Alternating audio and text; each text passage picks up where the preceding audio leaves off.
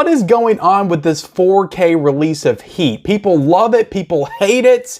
What is going on? Well, look, it's about time that I give you my thoughts and my review next. Stay tuned. Heat is a 1995 action thriller directed by Michael Mann and written by Michael Mann, starring Robert De Niro, Al Pacino, and Val Kilmer, as a group of high-end professional thieves start to feel the heat from the LAPD when they unknowingly leave a clue at their latest heist. Disney releases this film for the first time with a native 4K transfer with HDR10. What is up, guys, and welcome back to the Mid-Level Media channel, your hub for everything physical media and entertainment. And look, we gotta talk about this Heat 4K, and I wasn't even sure if I even wanted to talk about this. Everybody seems to be throwing their opinion out there, and it seems it's getting violent, it's getting ugly out there when it comes to this Heat 4K. So I didn't know if I wanted to jump into this or not, but then I decided, you know what, I don't give a damn. I'm gonna give my thoughts on this. I watched it last week. It's a 3-hour movie.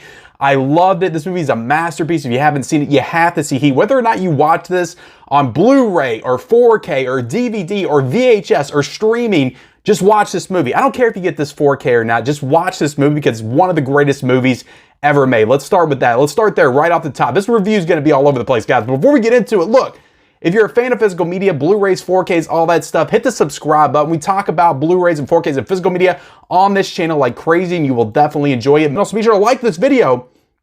Definitely like this video, guys. And then comment down below, what are your thoughts on Heat? What are your thoughts? I need to know your thoughts on this 4K transfer. It is, like I said, it's getting ugly out there when it comes to this 4K transfer. Let me know what you think in the comment section below, and then let me know if you're going to purchase this one based on my recommendation. I will leave the link down below for purchase. So again, turn on the bell notifications as well. But again, let's just start here. Let's just start here. I don't regret buying this. I do not regret buying this. I do have the Blu-ray version over there sitting on the shelves, but I don't regret buying this 4K. We'll start there. Now let's get into talking about the movie itself. So this movie came out in 1995. I only saw this recently just because when I was a kid, I didn't care about movies like this. I didn't grow up watching Heat.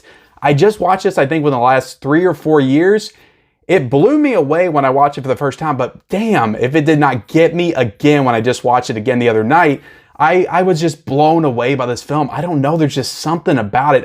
It is a 3-hour movie. I am not usually fully engaged and locked in for the entirety of a 3-hour movie most of the times. Like I can enjoy it and think a movie's great for 3 hours, but I am never so engrossed and just locked in as I was watching Michael Mann's Heat in 4K the other night. I was just so locked in. The performances are just masterful in this movie. You got Robert De Niro, Al Pacino. These are two of the greatest actors of all time. I don't care what anybody says. They're probably the greatest actors ever in the history of film. Of course, you got Denzel Washington, you got Tom Hanks, Leonardo DiCaprio. You could probably lump into there as well. James Stewart if you want to go the classic route.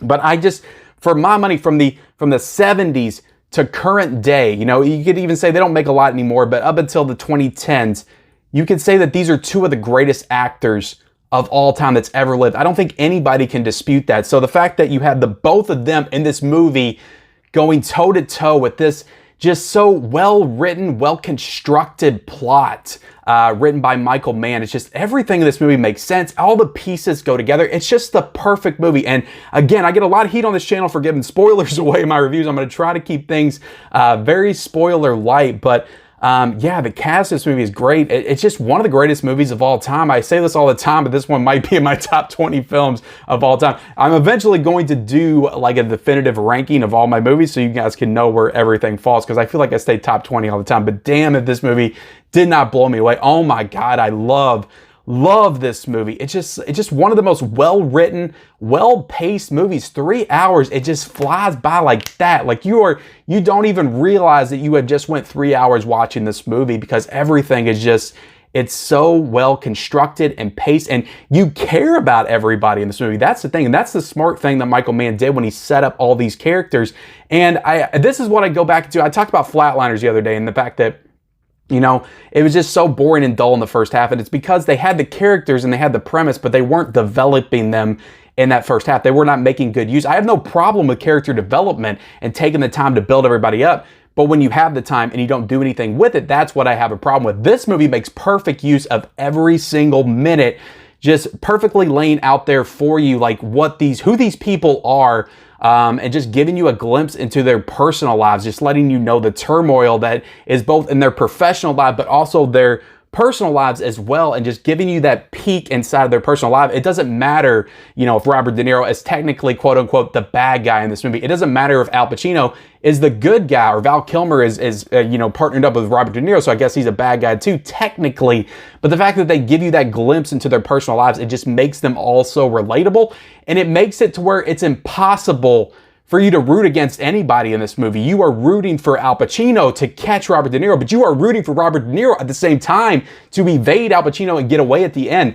So it's very interesting, and it's just so compelling and so interesting and so engaging the whole time, because you are just fully invested in every moment and every character in this movie, and I just have such a passion for it. I wish they don't make movies like this anymore. I know everybody says that. I sound like an old man screaming at the top of a mountain.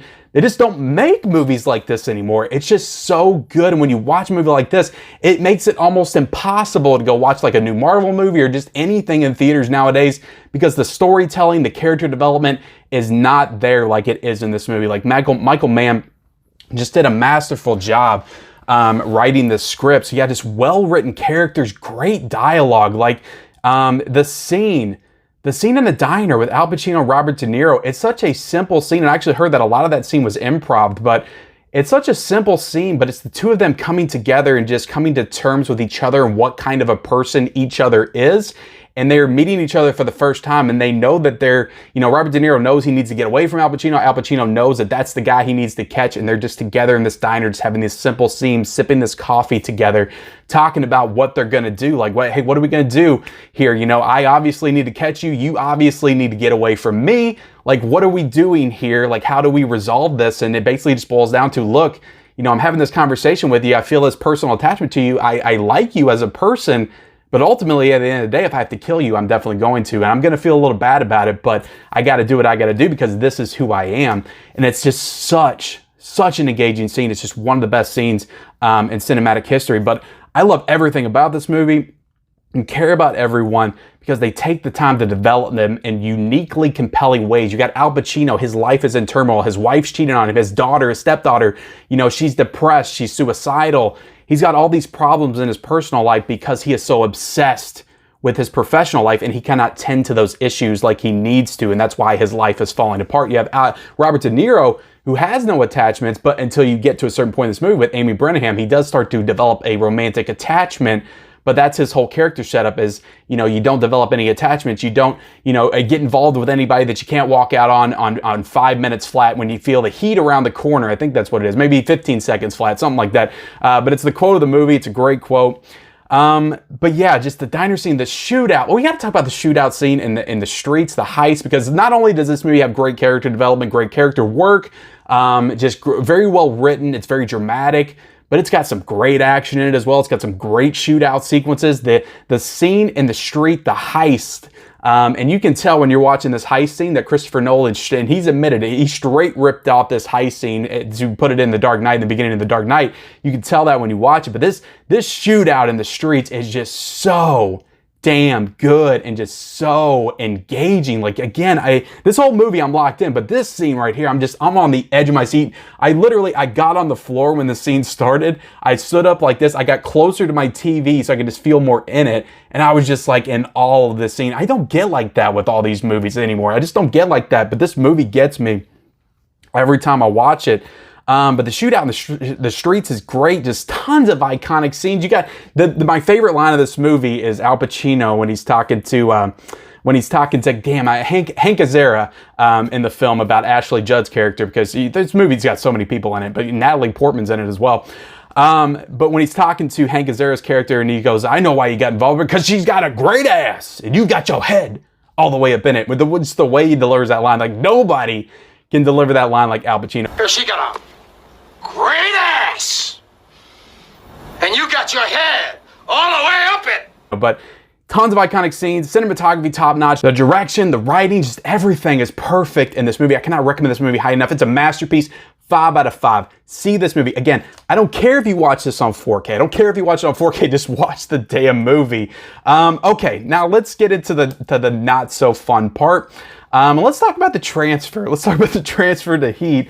Everybody is picking this. This is weird. This is probably the most divisive release. We've had releases, 4K releases that people have trashed on, like Terminator 2, like Goodfellas. People have unanimously rallied around the cause to trash on this 4K transfer. T2, Goodfellas, everybody hates those. Everybody knows they're trash. There's a couple of people that say they're okay, but everybody trashes on these transfers all the time. Then you have your good ones where everybody praises them, but this one, it's weird because people are coming to its defense. People are saying it's one of the worst transfers ever. People are automatically assuming, you know, because it was put out by Disney, it's trash, or they're not going to pick it up. So if they hear the slightest hints of negativity, they're going to say, Disney effed it up, I'm not getting that one. If they hear the slightest hint of negativity about it. And I'm here to tell you right now, it's a good transfer. It is a solid transfer. It looks fantastic. Like the detail, like I did watch a little bit of the Blu-ray. You're not going to get the detail as far as like facial detail and backgrounds and just overall clarity. You're not going to get the detail in the Blu-ray that you will get in this 4K transfer, but I will echo what everybody else is saying. It is a little bit too dark. Like that HDR does dim it down significantly to the Blu-ray, to the point where, you know, you get a lot of scenes at night. And again, I gave my thoughts on this in a live stream like a couple of weeks ago, or a week ago. I was talking about it. I watched the first 40 minutes. And I came in there and I was like, it's not as bad as everybody's saying. The first 40 minutes, a lot of that takes place in the daytime. So you have that like initial scene where they're, you know, stealing money from the armored cars and stuff in the beginning. All that stuff looks fantastic because it's in the daylight, so you can't really tell how dark. You can tell it's a little dimmer, it's a little darker, but you can still see everything. Then when you get to the scenes that are like all in dark, those black levels really kick in, and it just brings it down to a point where you're kind of like, what's going on? What is that? Like I see these two people, they're at a dinner table, they're talking, but I can't see anything around them. It just looks like they're in like a little dim spotlight, and you can just barely make out the characters and things around them. So it is tough to see like certain scenes and moments. I will say that it is a little dim. I don't think it's worth, you know, getting upset about. I don't think it's worth getting like super violent about. I think you can adjust the brightness on your TV a little bit. But what's interesting with this one is I'll come out and say right now, I'm a mid-level critic. I'm a mid-level media channel. I don't have all the best equipment. I don't have the best TV. I don't have the best setup. I don't have full audio Atmos setup or anything like that. But what's interesting to me is, and I don't watch a lot of people's reviews when I know I'm going to review it myself, but with this one, I've been fascinated by everybody's like 4K reviews and thoughts on this disc. I've been watching them all like crazy. So just people from all different avenues of collecting and equipment setup, and you'll have people that, you know, have basic setups that say it look great. You'll have people that have basic setups that say it looks like shit. You'll have people that have the best setups in the entire world to watch and screen 4K transfers and movies, and they say it looks like crap. And then you have the same people that say it looks great. And it's just this argument back and forth between all these people with all these different setups, just and their different opinions on what this transfer looks like. And I just find it fascinating. I think it all comes down to the fact that, you know, Michael Mann back in 2017 or maybe 2016, but he did it for the 2017 Blu-ray. He did some revisionist color timing on this movie, and it was supposed to be the way that he originally intended it to be. So he originally intended this movie to be very dark and very dim, but the studio actually interfered before it came out in theaters and brightened it up a little bit, added a little bit more color to it. The way he envisioned it, it was going to be very gray, very dark, very, very black. Well, so he intended it to be this way from the beginning, but it's just the studio interfered and messed with it initially, and then that's what everybody got used to through the theatrical run, through the VHS run, the DVD, the Blu-ray. So then they allowed him to come back in for the ultimate director's cut that they released on Blu-ray back in 2017, and he did some revisionist stuff, and he added that color timing to the 4K scan on the Blu-ray, and that's the way he envisioned it. That's the way he wanted it. So it goes into this territory of, do you have to like it? Do you have to think it's perfect just because that's the director, that's the the creator's vision for the movie? Or can you have your opinion on it that it doesn't look good, even though the director wanted it that way? So it's very interesting. And the same thing with Cameron. Like when he came in and did the color timing, the color grading on T2, and everybody hates it. So can you say the same thing now about Michael Mann's Heat? Me personally, I don't think it's that bad. Again, it is a little dim. I think if you adjust the brightness, it's going to look a little bit better. I don't think it takes away from the movie just visually. Like I still think it looks fantastic, but again, you can tell in certain scenes and sequences that it doesn't, it's the clarity's not there. You can't see it like you can some of the scenes in the daylight. And thank God that the street shootout is in the daylight, because you can see all of that crystal clear, perfect. It looks amazing. But overall, I think this is a very good 4K transfer. I think it's unfair to say that it's trash just because it's a little dim and you can't see certain parts. It's a little bit too dark. I think it's unfair to say it's trash. You could say that that goes against your personal preference, but I don't think you can say it's trash. So I think this is a very good 4K transfer, but again, it's going to be controversial if you can't see it. And some people are probably not going to be able to see this. Some people are probably going to prefer to stick with your Blu-ray because it's a little brighter and you prefer that color palette. So at the end of the day, it just comes down to personal preference. Now, getting into, a lot of people, again, are going to trash on this because Disney put it out. Now, Fox supposedly did most of the work for this because Fox was working with Michael Mann back in 2015, 2016 when they were doing this director's cut, definitive director's cut Blu-ray edition. So the 4K scan, the 4K remaster was done by Michael Mann back in 2017. They just upgraded this and put this on a 4K disc now. Disney did. So the work had already been done by Fox. Now, this one is interesting because Warner Brothers actually distributed this film, just kind of giving you the history of the home video release of this one. So you'll still see the Warner Brothers,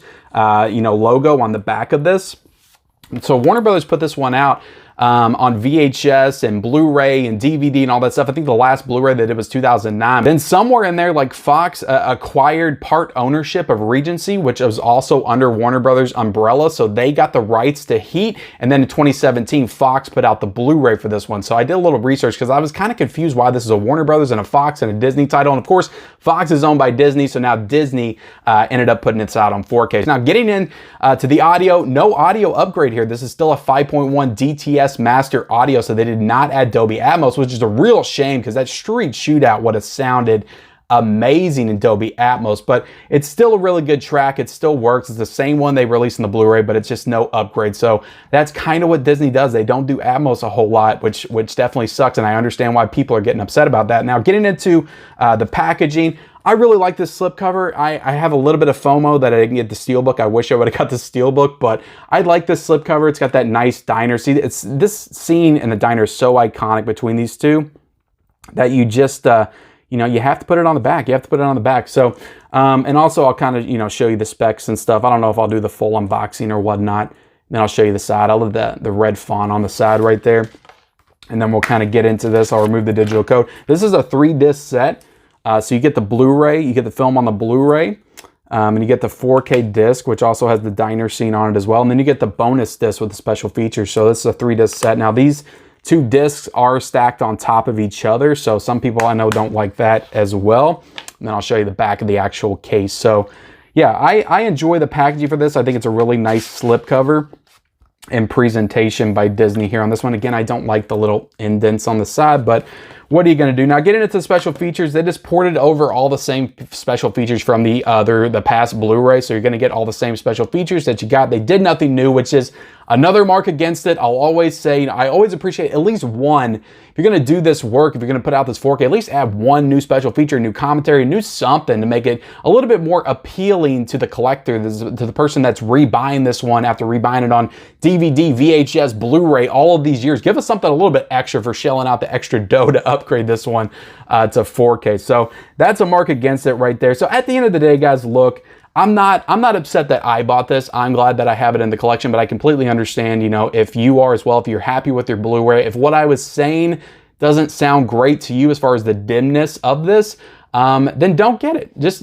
watch it. Watch the Blu-ray. Watch the Blu-ray. It's fine. I'm sure it's fine. It's still the same movie. It's still a great movie. I think it's just really important you watch this movie because it's great. So watch this movie. But that's my review of Heat on 4K. I hope you enjoyed it. Please leave me your thoughts in that comment section below. Also, like this video. Subscribe to the channel if you haven't already. Turn on those bell notifications and follow me on all my social media accounts. Those links are down below in the description. And we'll see you next time.